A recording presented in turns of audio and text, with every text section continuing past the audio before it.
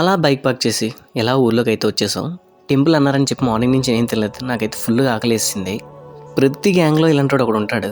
వాడి వల్ల వాడికి ఏమవుతుందని కాదు, వాడి వల్ల మాకేమవుతుందన్న భయం. అలా కొంచెం ముందుకు నడిచి వెళ్ళిన తర్వాత పెద్ద డ్యాన్స్ ప్రోగ్రాం అయితే తగిలిందండి. నైట్కి బొమ్మ ఇంకా మరి. చిన్నప్పుడు వీటి కోసం రక్తాలు చిందించేవండి. కొన్నేంతవరకు అసలు మా పేరెంట్స్ వదిలిందేలే. నాకది కావాలి,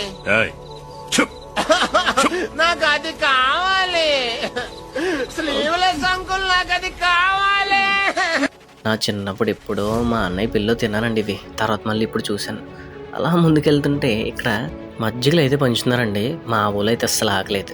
పొద్దునుంచి ఏం తినలేదు కదా, పరుగు ఇంకా అక్కడికి వెళ్ళి నించోవడం. వాళ్ళు ఇచ్చేంత వరకు మా ఊళ్ళు రాలేదు.